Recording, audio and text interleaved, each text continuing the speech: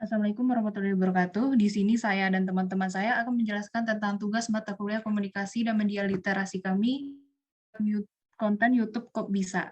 Di sini kami beranggotakan saya sendiri Sukma ini, lalu Muhammad Rizky, Muhammad Ammar Ramadana, Muhammad Rafi. Tujuan kami membahas materi ini adalah agar pembaca dapat mengetahui dampak salah satu media digital terhadap perkembangan komunikasi yang terjadi pada masa era digital di saat ini. Dan di sini kami akan membahas mengenai channel YouTube Kok Bisa. Channel YouTube edukasi pertama di Indonesia Kok Bisa diprakarsai oleh Yoga dan Alvin Dwi Saputra yang dikembangkan oleh Gerald Bastian. Saluran YouTube Kok Bisa berbasis konten kreatif edukatif yang membahas sains, politik, bahasa, dan lainnya di mana ide menjadi salah satu kunci utama kesuksesan. Awal mula dibuatnya channel YouTube Kok Bisa karena keresahan Ketut Yoga terhadap kurangnya tontonan bermutu di televisi dan juga YouTube pada saat itu. Bahkan jika ingin melihat konten edukatif, mesti melihat akun dari luar negeri. Mereka ingin menyediakan sarana edukatif alternatif bagi masyarakat. Sampai sekarang, channel Kok Bisa sudah memiliki 3,51 juta subscriber. Dengan video 11 juta kali, diri channel ini adalah dapat menjadi wadah yang bisa memajukan edukasi di Indonesia, membantu orang-orang bahkan pemerintah yang ingin sosialisasi masyarakat dengan meningkatkan konten seperti menghadirkan ilustrasi dan animasi yang menarik dan terus menginspirasi dan mengubah persepsi masyarakat terhadap pengetahuan. Strategi komunikasi. Halayak yang dituju oleh channel Kok Bisa sebenarnya adalah kalangan usia dan tidak ditargetkan audiensnya. Tapi setiap konten dalam channel Kok Bisa lebih relatif terkenal pada kalangan remaja. Hal ini terlihat dari dominan audiens, juga konten yang sudah mereka buat mengenai pembahasan sains, matematika, ekonomi politik, dan lainnya. Apabila pembuatan konten dengan cara menampung pertanyaan dan menyajikan lewat video kreatif, halayak merasa dilibatkan sekaligus dididik melalui konten Kok Bisa. Kedua, YouTube adalah media utama yang digunakan oleh channel Kok Bisa. Saat ini, pengguna YouTube terbesar di seluruh dunia dari berbagai kalangan usia. Setiap hari ada jutaan orang yang mengakses YouTube, sehingga tidak salah jika YouTube sangat potensial untuk dimanfaatkan sebagai media pembelajaran. YouTube sebagai media pembelajaran yaitu untuk menciptakan kondisi dan suasana pembelajaran yang menyenangkan dan interaktif. Ditambah lagi jika konten-konten yang disediakan oleh suatu saluran YouTube tersebut menarik. Yang ketiga, menentukan tujuan pesan. Channel Kok Bisa memiliki tujuan yaitu menyediakan sarana edukasi alternatif bagi masyarakat dan juga langkah positif Kok Bisa.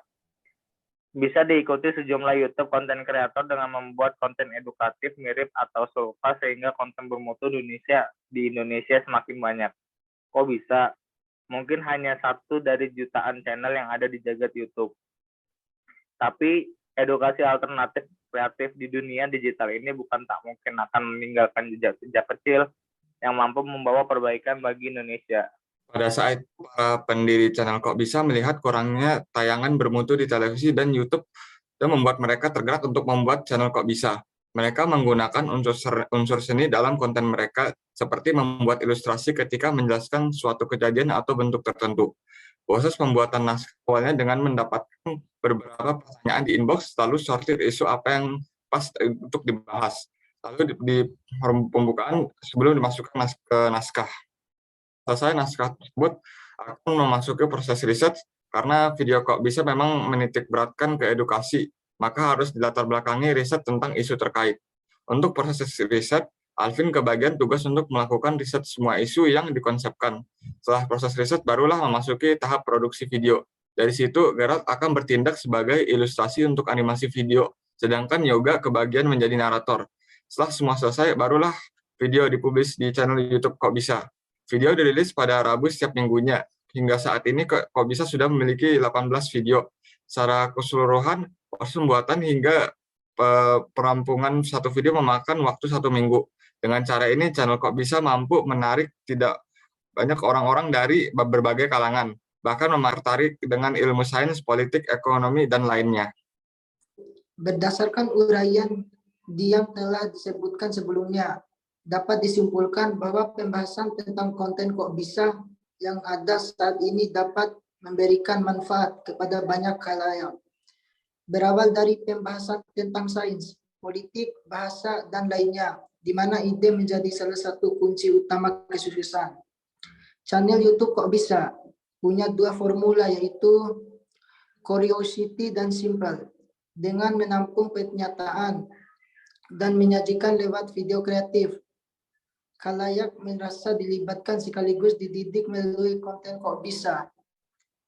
Selain itu, cara ini juga berguna untuk mencari ide-ide konten yang lucu dan segar buat disajikan.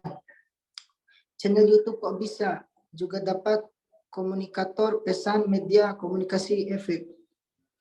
Mereka berharap bisa mengedukasi dan memberikan banyak pengetahuan berupa sains, politik, bahasa, dan sebagainya kepada masyarakat, yang dimana juga menjadi ide kesuksesan mereka.